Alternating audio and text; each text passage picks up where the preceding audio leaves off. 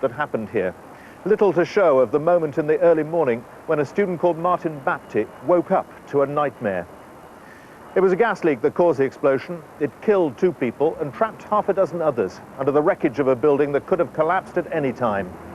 A day of considerable bravery from the emergency services and a real-life nightmare for Martin Bapty, who for hours here was buried alive.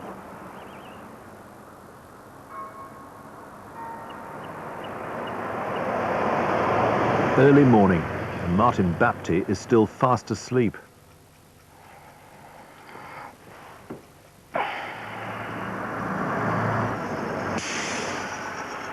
I felt a sensation of falling, but as I wasn't fully awake, it still seemed a bit like a dream.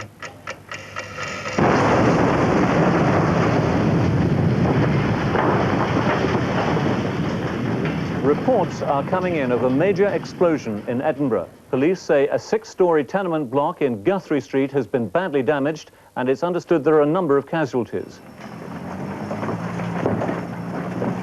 Once I'd realised that it wasn't a dream, I was trapped, then you start to fear for your life.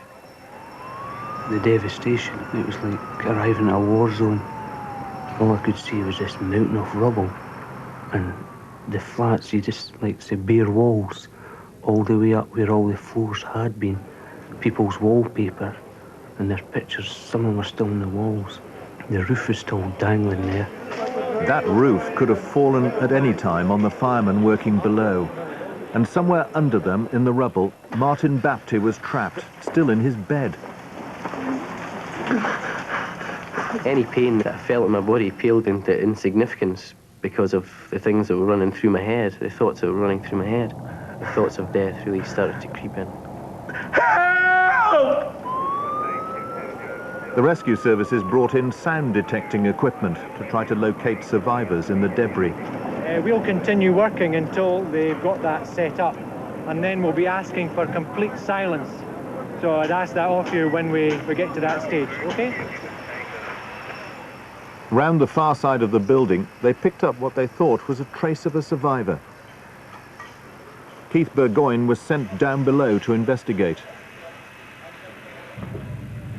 I've reached the bottom. The sound detecting equipment seemed to show that someone was trapped somewhere in the basement area, deep below the rubble. Too dark to see, I'll go further down. It was like something out of Harrison Ford's Temple of Doom. Right eerie and quiet and grave-like. There's a bit further over, I'll go to check down here. You felt sort of isolated for that particular time. And then once I started tunnelling away, that's when I really felt sort of on my own. I reached a dead end when I sort of reached up and tried to pull my way up, and the rubble fell down on me. I sort of got a flashback of my wife and my family, sort of thinking that if this moved sort of more inches, I'd have been crushed as well. Way below this mound of rubble, Keith Burgoyne realised he couldn't go any further. I was very frustrated and having to turn back, very frustrated, trying to actually locate the sound reading, knowing that we were running out of time. It had been several hours of back-breaking work. Exhausted crews were having to be replaced. By now, Martin was panicking. He thought the rescuers had given up. He'd never be found alive. Why is it gone all quiet? You know, why have they moved away and left me, you know? Maybe they thought it was a lost cause. It was all so bad, I just wanted to die. And that's why I tried to will myself to death. Because I didn't want it to continue for days to such an extent where I would just be going completely around the bend, completely insane.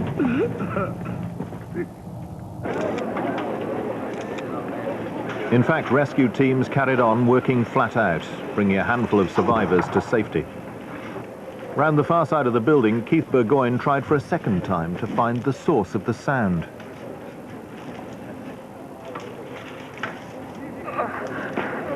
We'll check over there. This time he followed his own instincts and went a different way. But again, he came up against a solid wall of rubble.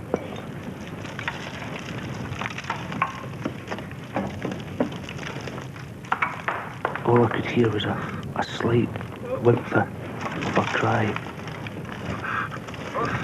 I sort of reached in right up to the shoulder level.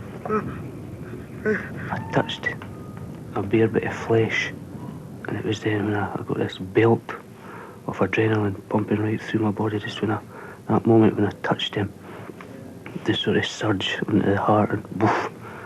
Jesus Christ. I found somebody. David, give us a hand. Please help. When Keith touched me, it was just a feeling of elation. They still had to free me, but at least there was someone there that was capable of getting me out. And it was just a feeling of, get me out of here as quick as possible.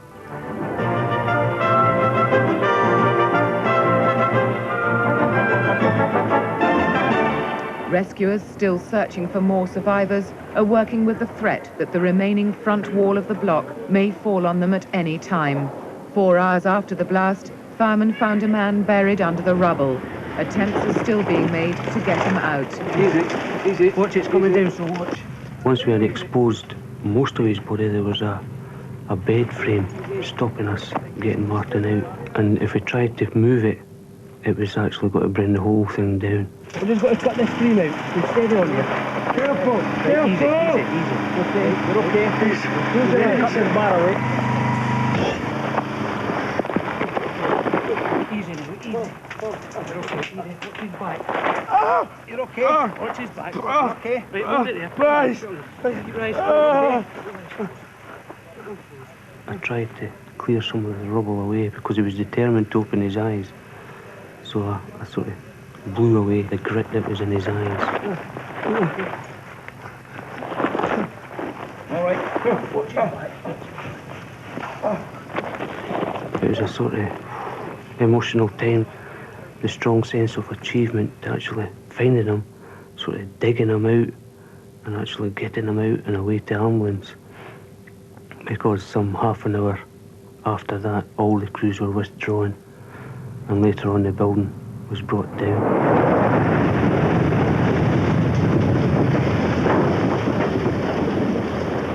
It's all had a long-lasting effect on Martin Bapty. He had to have psychiatric help to deal with the trauma he suffered from being buried alive. But after a year's treatment, he's now able to cope with those feelings and even draw some strength from the experience. It can change people for the worst incidents like that, and it's quite easy to see why, but I feel that I've been changed for the better because of all the feelings afterwards and being able to control them, knowing that they exist and being able to control them. It does you good.